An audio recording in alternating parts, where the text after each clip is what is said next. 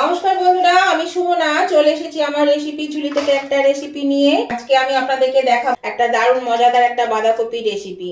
তো আশা করি আপনারা সকলে ভালো আছেন, সুস্থ আছেন। আজকে আমি যেটা করে দেখাবো অনেকেই করে খেয়েছেন, আবার অনেকেই কিন্তু খাননি। এই ঠান্ডায় বন্ধুরা কেমন আছেন আগে বলুন, অবশ্যই জানাবেন। প্রচন্ড ঠান্ডা পড়েছে, ঠান্ডাতে সবাই কেমন আছেন? ভালো থাকবেন, সাবধানে থাকবেন, সুস্থ থাকবেন। প্রচন্ড ঠান্ডা পড়েছে। তো দেখুন, এখানে আমি বেশ কিছুটা বাঁধাকপি নিয়ে নিলাম, খুব ঝিরিঝিরি করে কেটে বাঁধাকপিটা নিয়ে নিলাম। তো এবার আমি এই বাঁধাকপিটার মধ্যে দিয়ে দেব 1 চামচ মতো নুন, মানে এই ছোট চামচের 1 চামচ নুন দিয়ে দিচ্ছি। এই নুনটা দিয়ে আমি বাঁধাকপিটা আগে ভালো করে একটু চটকে নেব, চটকে মাখিয়ে রেখে দেবো মিনিট 10 জন্য। এভাবে একটু ভালো করে চটকে দিই, মিশিয়ে দিই নুনটা, তাহলে সবের মধ্যে নিয়ে হবে। এর মধ্যে 10 মিনিট রেখে দিলে জল বেরোবে দেখবেন, আর বাঁধাকপিটাও কিন্তু বেশ নরম হয়ে যাবে। একটা ঢাকা দিয়ে রেখে দেবো। আমি এখানে একটা বেশ বড় সাইজের, মোটামুটি বড় না মাঝারি সাইজের একটা বাঁধাকপি নিয়েছিলাম। তারও থেকে আবার আমি এটা কেটে অর্ধেকটা মতো নিয়ে নিলাম, আর বাকি অর্ধেকটা আমি রেখে দিলাম। আর বাঁধাকপিটা কিন্তু খুব ঝিরিঝিরি করে কাটতে হবে, যত ঝিরি করে কাটতে পারবে ততটাই কিন্তু ভালো হবে। তো চলুন, এটা আমি ঢাকা দিয়ে রেখে দিই মিনিট 10-15 জন্য। এটা মাখানো হয়ে গেছে। এরকম বন্ধুরা 10 মিনিট পরে ফিরে এলাম। এবার আমি এই ঢাকাটা খুলে দিচ্ছি। দেখুন, ঢাকাটা খুলে দেওয়ার পরে দেখুন বাঁধাকপিটা কতটা কমে গেছে নুন দেওয়ার জন্য। আর দেখুন কতটা জল বেরিয়েছে, দেখুন দেখুন কতটা জল বেরিয়েছে। তো এই জলটা আমি চেপে চেপে নেব, জলটা ঝরিয়ে নেব ভালো করে চেপে, জলটা যেন না থাকে। জলটা দেখুন চেপে চেপে এই বোলের মধ্যে আমি তুলে নিচ্ছি। এটা এখানে রাখলাম। এবার এগুলো সমস্ত বাঁধাকপিটা জল ঝরিয়ে নিতে হবে, জল চেপে চেপে এর মধ্যে আমি তুলে নিচ্ছি। এই দেখুন বন্ধুরা, আমি বাঁধাকপিটা চেপে চেপে এর মধ্যে তুলে নিয়েছি। আর এই দেখুন কতটা জল বেরিয়েছে, এই জলটা ফেলে দেব। এই দেখুন বন্ধুরা, এর মধ্যে আমি 2টো ডিম দিয়ে দেব এর মধ্যে। এখানে আপনারা যে কোনো ডিম নিতে পারেন, হাঁসের ডিম, মুরগির ডিম, যেটা খুশি নিতে পারেন। এখানে আমি 2টো ডিম দিয়ে দিলাম। এবার আমি এর মধ্যে কিছু মশলা দেব। প্রথমে দিয়ে দিচ্ছি একটু হলুদ গুঁড়ো, নুন, 1/2 চামচ ধনে গুঁড়ো, 1/2 চামচ জিরে গুঁড়ো, 1/2 চামচ আদা বাটা, 1/2 চামচ শুকনো লঙ্কা গুঁড়ো, আর দিয়ে দিচ্ছি একটু পরিমাণ মতো স্বাদ অনুযায়ী চিনি। এবার এটা আমি ভালো করে মাখিয়ে নেব। এই দেখুন বন্ধুরা, এটাকে আমি খুব ভালো করে এবার মাখিয়ে নিচ্ছি। ডিমটা, মশলাগুলো যেন সব পুরো বাঁধাকপির সঙ্গে মিশে যায়, সেই মতন ভালো করে চটকে মাখিয়ে নিতে হবে। আমি আগে একটু চামচে করে দিচ্ছি, তারপরে হাতে করে ভালো করে চটকে দেবো, তাহলে বাঁধাকপিটাও কিন্তু অনেক নরম হয়ে যাবে। এই দেখুন, আর যেমন বাঁধাকপি নেবেন সেই অনুযায়ী আপনারা কিন্তু ডিমটাও নিতে পারেন, মানে 2টো জায়গায় 3টে বা 4টে বাঁধাকপি অনুযায়ী ডিমটা নেবেন। আমি এটাকে ভালো করে চটকে নিই হাতে করে। এরকম বন্ধুরা, এটা মাখানো হয়ে গেছে। এটা যাতে ভালো করে বাইন্ডিং হয় তার জন্য আমি দিয়ে দিচ্ছি এখানে 1 চামচ কর্নফ্লাওয়ার। এখানে কর্নফ্লাওয়ারের বদলে কিন্তু আপনারা ময়দা বা বেসনও দিতে পারেন, যেটা আপনাদের সুবিধা হবে সেটাই আপনারা দেবেন। এবার এটা দিয়েও আমি একটু মাখিয়ে নিচ্ছি ভালো করে। এরকম বন্ধুরা, এখানে আমি একটা থালা নিয়ে নিয়েছি, থালার মধ্যে একটু সর্ষের তেল দিয়ে দিয়েছি।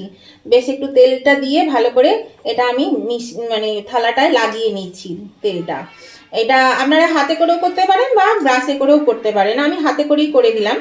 তো এবার আমি যে বাঁধাকপিটা মাখিয়েছি সেই বাঁধাকপিটা আমি এর মধ্যে দিয়ে দেব।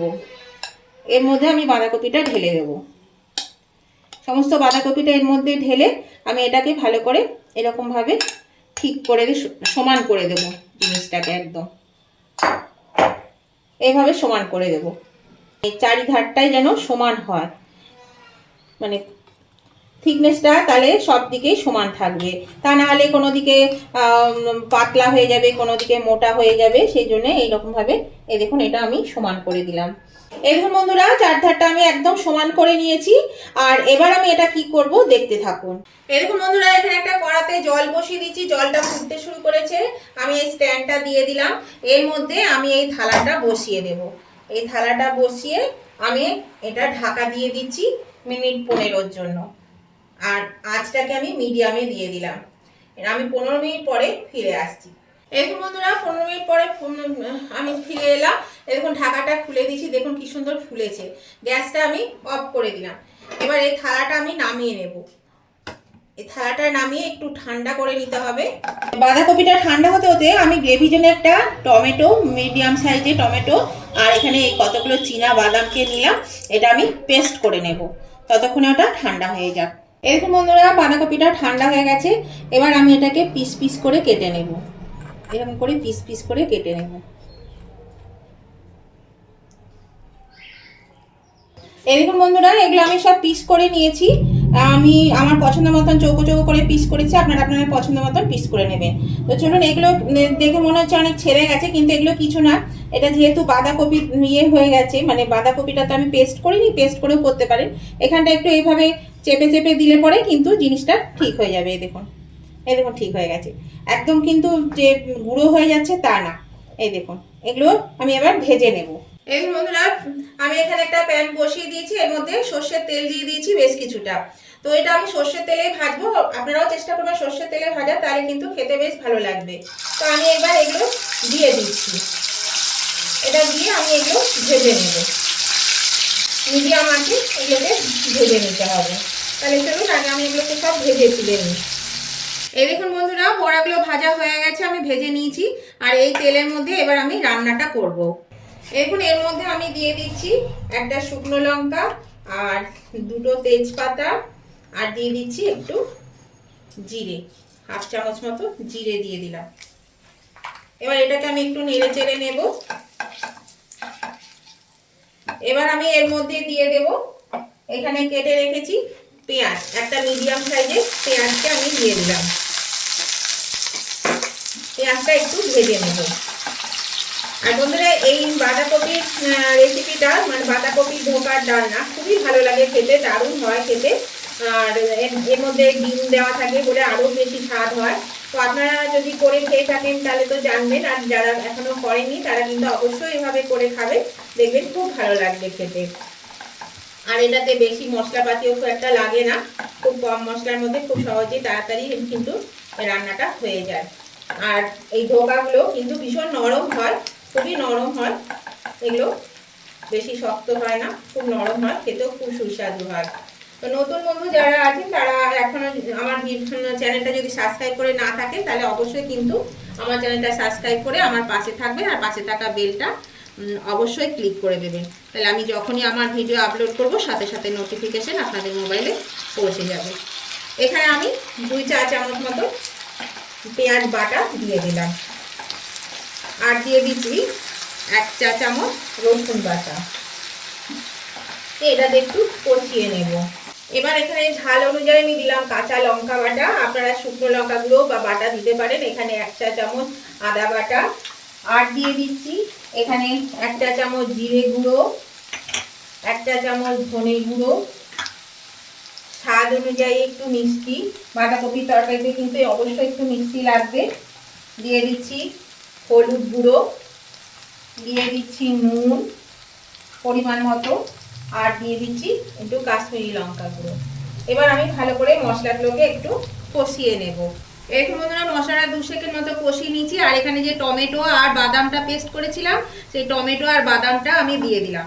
এটা দিয়ে আমি এবার ভালো করে মশলাটা কষিয়ে নেব। তেল ছাড়বে ততক্ষণ পর্যন্ত আমি মশলাটা কিন্তু একটু ভালো করে কষিয়ে নেব।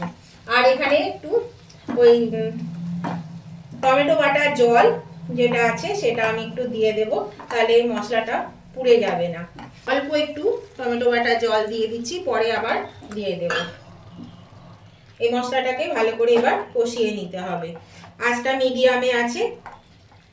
তো বন্ধুরা আজকের রেসিপিটা আপনাদের যদি পছন্দ হয়ে থাকে, ভালো লেগে থাকে, তাহলে অবশ্যই কিন্তু, যদি খুব ভালো লেগে থাকে তাহলে আপনাদের বন্ধু বান্ধব, আত্মীয় স্বজন সকলের কাছে পৌঁছে দেবেন। তার জন্য প্রচুর পরিমাণে শেয়ার করতে হবে। আর দেখতে দেখতে যদি এখনো লাইক দিতে ভুলে গিয়ে থাকে, তাহলে অবশ্যই কিন্তু লাইক বাটনটা একটু প্রেস করে দেবেন। আপনাদের একটা লাইক আমাকে এগিয়ে নিয়ে যেতে অনেকটা সাহায্য করে। আর কেমন লাগলো আজকের এই ডিম বাঁধাকপির রেসিপিটা, ধোকার ডালনাটা, সেটা জানাতে কমেন্ট করতে কিন্তু একদম ভুলবেন না। অবশ্যই কিন্তু কমেন্ট করে জানিয়ে দেবেন আজকের এই রেসিপিটা আপনাদের কেমন লেগেছে।